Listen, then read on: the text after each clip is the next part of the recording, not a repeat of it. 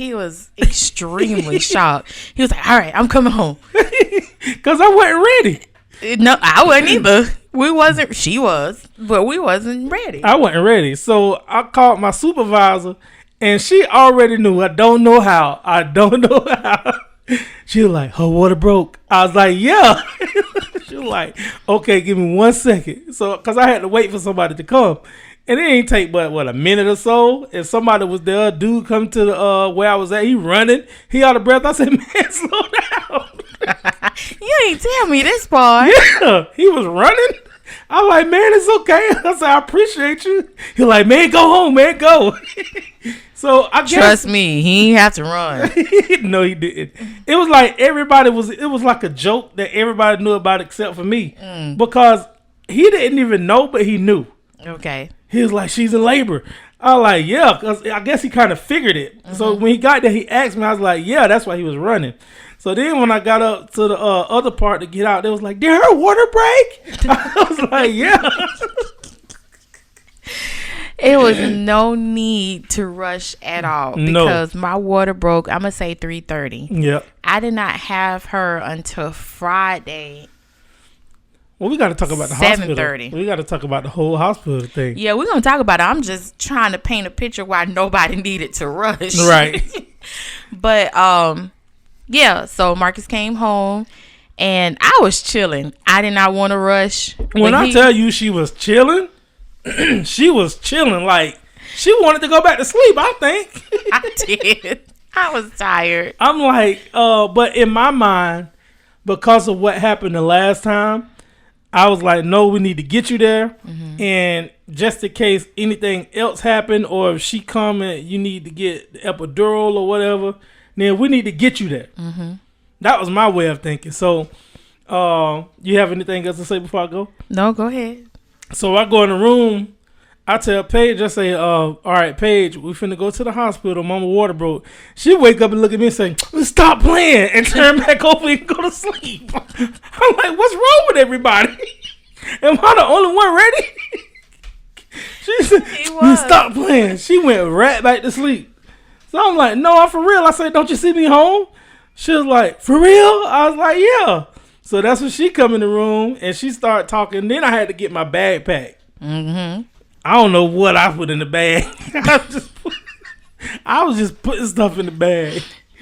So then we get in the truck and we get to the hospital. I'll let you go. Yeah, we get to the hospital. It was just a slow process. And they was just trying to make sure everything was on the up and up, that my water broke. I was like, yes, do you see my dress?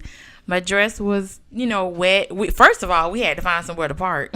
Yeah, because we didn't know where to park. We didn't even know where to go. Yeah, because this was a new hospital that we went to. And I must say, this hospital was great. Oh, yes. A lot of people was great.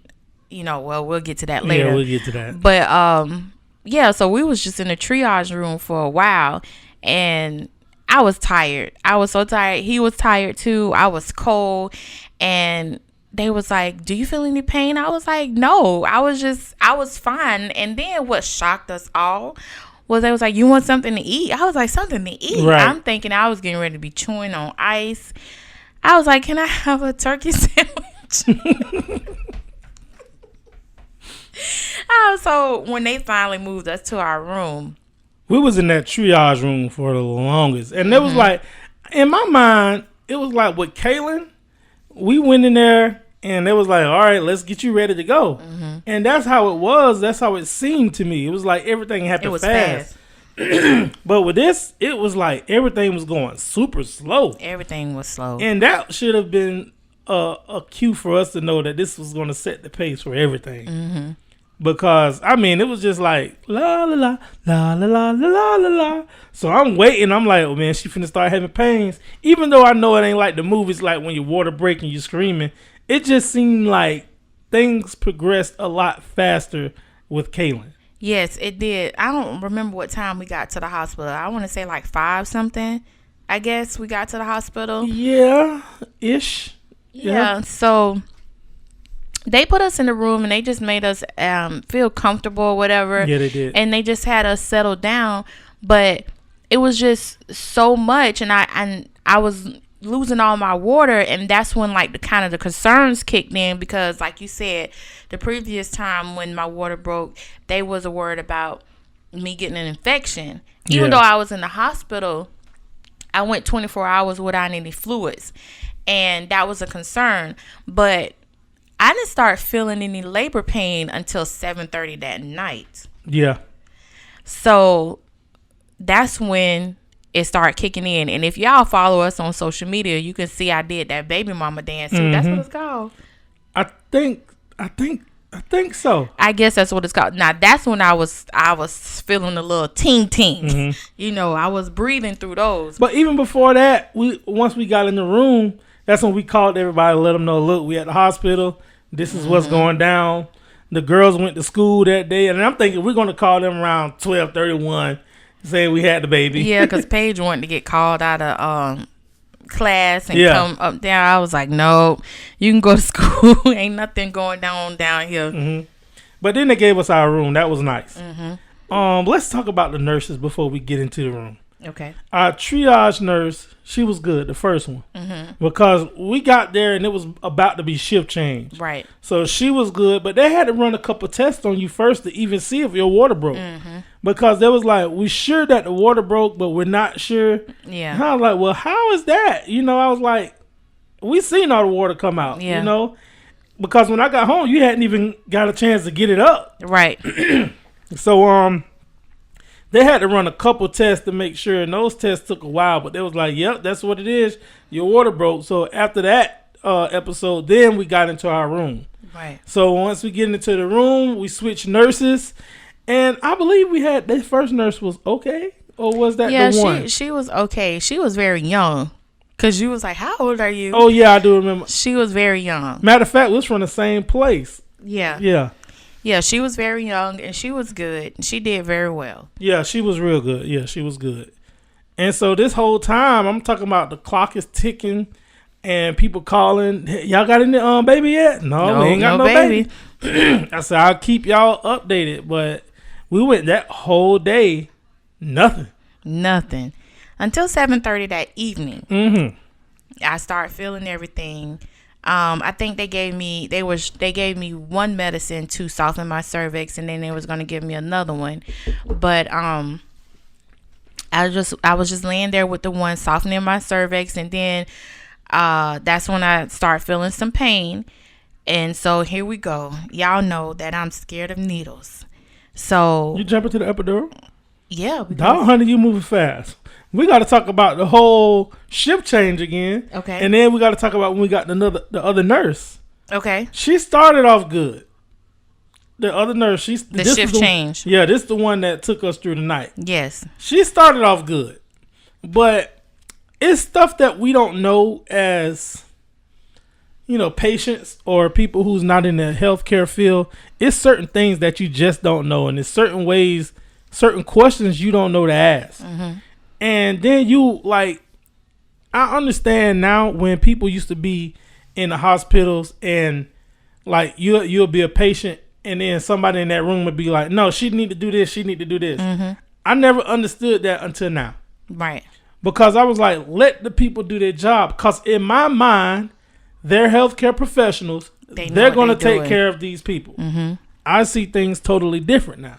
Right. Because it was like, if I'm asking you a question, don't give me a broad answer. Don't give me a generic answer. I need to know what is the full scope of your answer.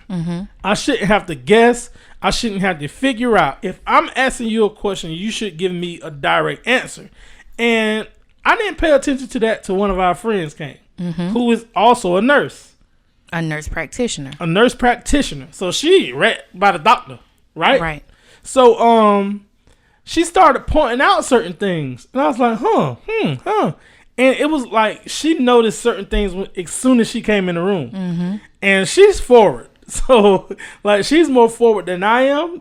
And I think she's even more forward than you. Right. I think she just went into her mode of working because that was her atmosphere. Right. And I think she knew what should have been in place, what needed to be done.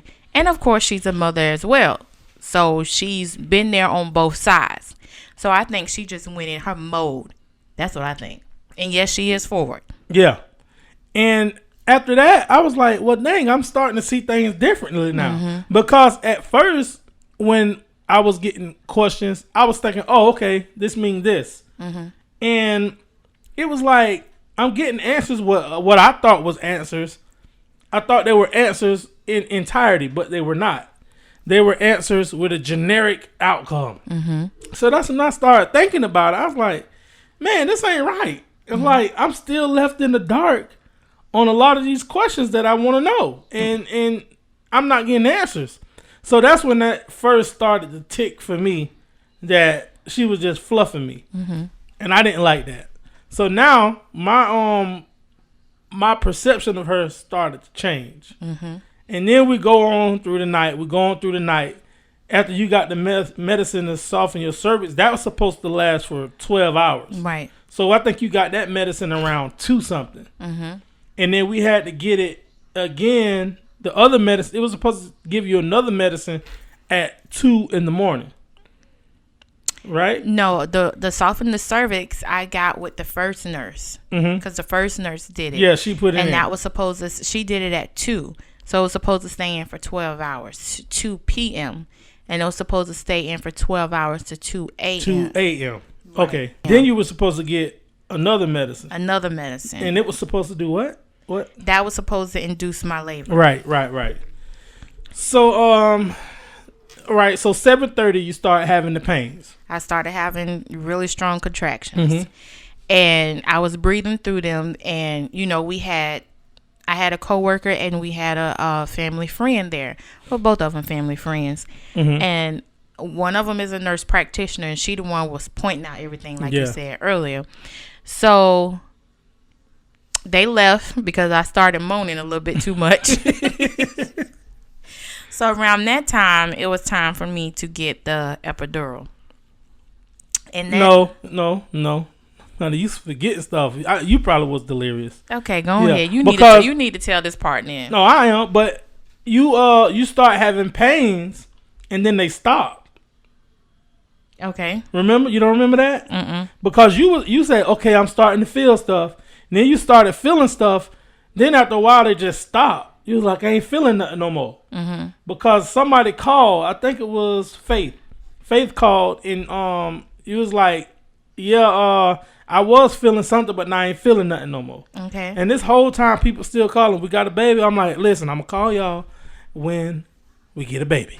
I'm going to call you, but don't call me. Then my sister came up. Oh, yeah. So she came up around 10. And that's when you started having more pain. Yeah, because she was like, I'm finna go. Yeah, she was in there. And then once she saw it, like, ugh. She was like, okay, I'm finna go. Because she bought the car seat. Right. She bought a car seat up. And she was there a good 10 minutes.